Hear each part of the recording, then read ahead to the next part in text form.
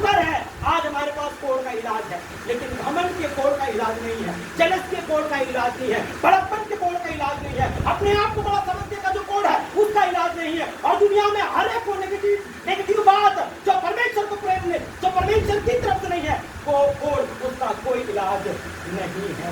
काश मैं और आप आज यीशु मसीह के पास होते, काश आप लोग यीशु के पास होते, काश हमारी कलीसिया यीशु के पास होती। जब मैं शुरू में यहाँ पर आया तो मुझे लगा कि पिछले कई महीनों से मैं महिमा ग्रुप को पीच कर रहा हूँ, आज भी सिर्फ महिमा ग्रुप को पीच करना पड़ेगा। हालेलुया, ये कोढ़ है, ये कोढ़ है। जो लोग अपने घर पर बैठे हुए हैं बगैर किसी काम के प्रभु के भवन में आने से कातिल है, ये उनका कोढ़ है जिसने उनको उनके घर तक बिठा कर रखा हुआ। कब मिलेगा इस कोढ़ से निजात? जब आप और मैं वाकई में यीशु के पास आएंगे, जब मैं और आप वाकई में यीशु के नजदीक आएंगे, जब मैं और आप वाकई में यीशु के क्लोज आएंगे, तब जाकर के ये कोढ़ दूर होगा। यीशु के 12 चेलों के अंदर भी कोढ़ था, अलग अलग प्रकार का कोढ़। यहूदा को हम जानते हैं, उसके अंदर पैसा हड़पने का कोढ़ था, उसके बाकी चेलों के अंदर भी अलग अलग प्रकार के कोढ़ थे। आज जब मैं और आप यहाँ बैठे हैं, हमें अपने आप को चेक करने की जरूरत है कि क्या वैसा कोई कोढ़ मेरे और आपके जीवन में नासूर बन करके तो नहीं बैठा है, क्योंकि अगर नासूर बन करके बैठा है तो उसका कोई इलाज नहीं है। लेकिन अगर आज आप यीशु प्रभु के पास आते हैं, निश्चित तौर पर आप उस कोढ़ से निजात पाएंगे। इस टीचिंग के बाद मैं चाहूंगा कि हम सभी अपने आप में क्या कोई कोढ़ है जो मुझे प्रभु से दूर कर रहा है, उस बात को चेक करें और जांचें कि सचमुच में क्या हम कोढ़ से आजाद हैं। निश्चित तौर पर मेरे प्रियो, प्रभु चाहता है कि हम सब लोग उसके नजदीक आए और संसार की हर प्रकार की कोढ़ से हालेलुया हम लोग निजात पाएं। तो यही बात है जिसे मैंने भी पहले कहा, फिजिकली हम प्रभु के पास हैं नहीं है, that doesn't matter, whether we are spiritually और mentally with God, that matter. ठीक है, अगर जिस्मानी तौर पर मैं और आप प्रभु के पास है, इससे कोई फर्क नहीं पड़ता है। दैहिक तौर पर और रूहानी तौर पर अगर आप प्रभु के पास हैं, उससे फर्क पड़ता है। बाइबल में 2 आयतें हैं तो आप जल्दी जल्दी पढ़ेंगे, दोनों जगह सेम ही चीज लिखी हुई है, लेकिन फिर भी पढ़े। मत्ती 15 का 8 और कोई आयदाया 29:30, मत्ती 15 का 8 और ये लोग होठों से तो मेरा आदर करते हैं, पर उनका मन मुझसे दूर रहता है। पढ़े 29:13, 29:13।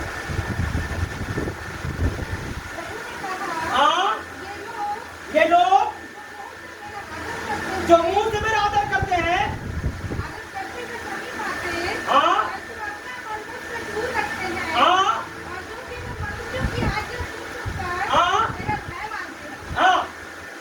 मेरे प्रियो, शारीरिक तौर पर हम कितने चर्च में आते हैं, शारीरिक तौर पर हम ऐसी कितनी मीटिंग अटेंड करते हैं, शारीरिक तौर पर हम अपने घर में कितनी मीटिंग अरेंज करते हैं, शारीरिक तौर पर हम किस तरीके से कलीसिया की एक्टिविटी में इन्वॉल्व होते हैं, उससे फर्क नहीं पड़ता है, क्योंकि वो सिर्फ मुंह से प्रभु प्रभु प्रभु बोलने वाली बात है। जब तक हमें और आप आत्मा से प्रभु के नजदीक नहीं होंगे, तब तक ये घमंड का, ये जलस का, ये बड़प्पन का, ओ मैं तो इस कलीसिया का पुर्निया हूँ, अरे मैं तो इस कलीसिया में बड़े सालों से रह रहा हूँ, ये बच्चे मुझे क्या सिखाएंगे, कल का लड़का मुझे क्या सिखाएगा, कल के बच्चे मुझे क्या सिखाएंगे।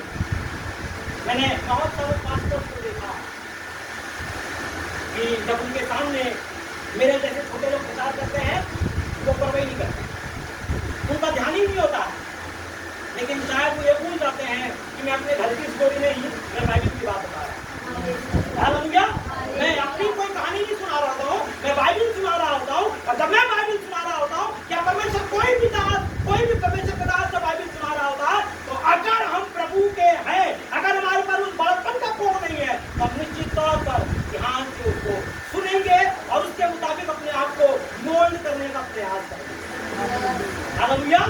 मेरे प्रियो, हमें आज बाखूबी चेक करने की जरूरत है कि कौन सा कोढ़ आज हमारी जिंदगी में नासूर बन रहा है। अगर कोई ऐसा कोढ़ है जो नासूर बन रहा है,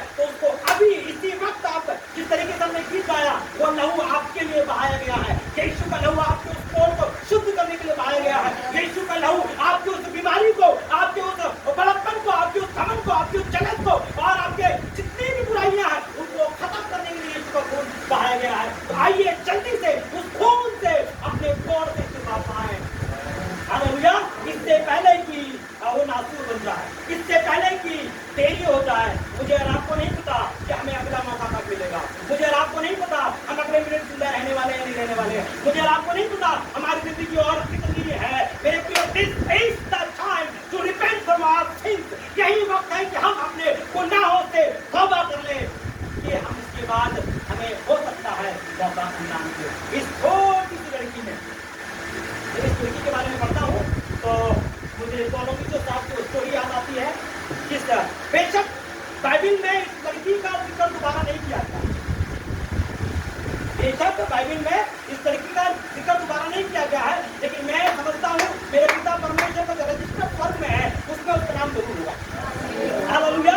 जिस औरत ने, जिस लड़की ने कोलंगिचों को प्रभु का सुसमाचार सुनाया, उसके बारे में हम कुछ नहीं पढ़ते हैं, लेकिन मैं यकीन करता हूँ उसका नाम उस जीवन की किताब में जरूर लिखा होगा। हालेलुया। हो सकता है आप बड़े बड़े लेवल पर सुसमाचार नहीं सुना सकते, लेकिन अगर आप अपनी सहनी को सुसमाचार सुनाएंगे, भले मुझे पता ना हो, भले भैया को पता हो, किसी को पता हो ना हो, लेकिन स्वर्ग में वो अंकित होता रहता है। हालेलुया। अब ये हमारे लिए सबसे बड़े आनंद की बात है कि हमारे नाम स्वर्ग में लिखे गए हैं। हालेलुया। ये हमारे लिए सबसे बड़ी बात है कि हमारे नाम स्वर्ग में लिखे गए हैं। मेरे प्रियो, अगर मैं और आप चाहते हैं कि हम प्रभु की नजर में चढ़ जाए, अगर मैं और आप चाहते हैं कि प्रभु की नजर हमारे ऊपर हो, तो उसके लिए हमें वो करना है तो इस छोटी सी बच्ची ने किया है। हालेलुया। आज सिर्फ आज मैं बात यहाँ नहीं खत्म करूंगा। आज मैं पूरे नामान के उस चंगाई को लेकर के जाऊंगा और उस चंगाई के पीछे की 3 वजह को मैं आपको बताऊंगा। हालेलुया। तो 3 पॉइंट हम इसको देख लेंगे, है ना। मिरेकली 3 थिंग्स। चंगाई के लिए 3 बातों का होना जरूरी है। हालेलुया। चंगाई के लिए 3 बातों का होना जरूरी है। लिखने वाले लिख सकते हैं। पहली बात है ए स्पीकिंग टंग, एक बोलने वाली जुबान का। हालेलुया। जब तक मैं और आप बोलेंगे नहीं, यीशु का नाम कैसे करेंगे? जब तक मैं और आप बोलेंगे नहीं तो यीशु के बारे में लोग जानेंगे कैसे? जब तक मैं और आप बोलेंगे नहीं तो यीशु के बारे में पता कैसे चलेगा? ये बच्चियां स्कूल, कॉलेज, है ना, हम भी अपने कार्य क्षेत्र में जाते होते हैं, है ना। आज मेरे और आपके सामने एक बड़ा क्वेश्चन है, क्या मैं और आप लोगों को यीशु के बारे में बताते हैं?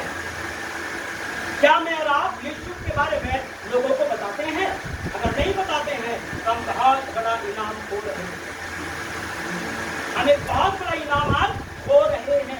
सिर्फ आराधना में अटेंड कर लेना, मीटिंग अटेंड कर लेना, प्रार्थना पढ़ लेना, प्रार्थना कर लेना, वचन पढ़ लेना, ये काफी नहीं है।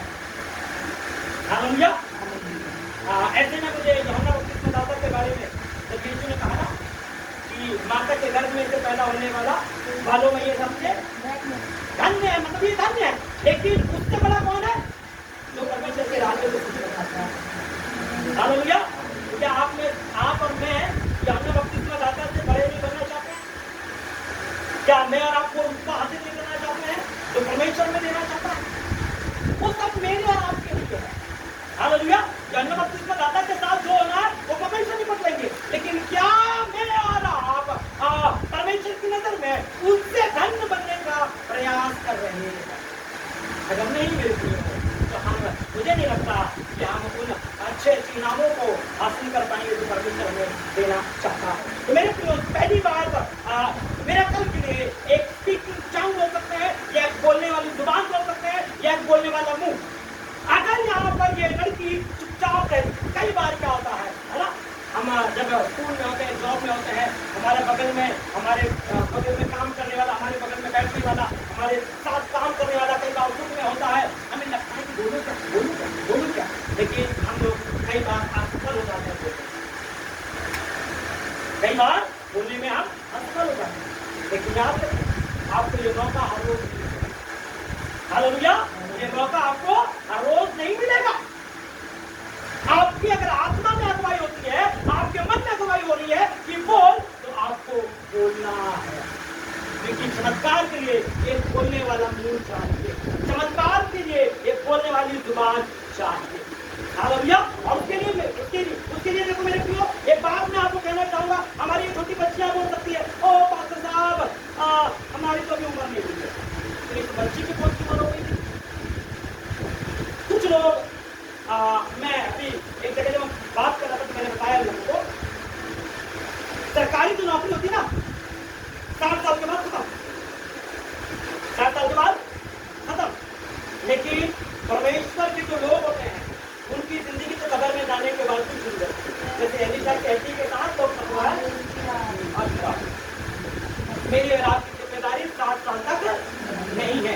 अपनी हड्डी को इतना पाक और साफ बनाए कि आपकी हड्डी के साथ, और वैसे भी हमारे कब्रिस्तान की यही हालत है, एक के ऊपर दूसरा, दूसरे पर तीसरा, तीसरे पर चौथा, चौथे पर पांचवा। हालेलुया। आपकी हड्डी में वो दम होना चाहिए कि आपके बाद मरने वाले जिंदा हो जाए। आपकी हड्डी में वो दम कम होना चाहिए कि आपके बाद जो मर रहे हैं वो जिंदा हो जाए और वो गवाही दे कि यीशु ही प्रभु है। सब बता 60 साल की हमारी नौकरी नहीं है, हमारी आखिर तक कब्र में जाने तक उनकी आपकी जिम्मेदारी है। मेरे प्रियो, एज डजंट मैटर। यहाँ पर इस लड़की की एज कुछ नहीं थी, लेकिन उसके अंदर दिल, उसके अंदर, उसके दिल में ऐसा फील हुआ कि नहीं मुझे बताना है, और उसने बताया, उसने बताई। दूसरी चीज इसमें देखते हैं कि इसके लिए पोजीशन मैटर नहीं करता। अरे मैं जब पार्टी बनूंगा, मैं प्रचारक बनूंगा, मैं पास्टर बनूंगा, मैं इवेंजलिस्ट बनूंगा, मैं मिशनरी बनूंगा, तब क्या करके पोजीशन डजंट मैटर।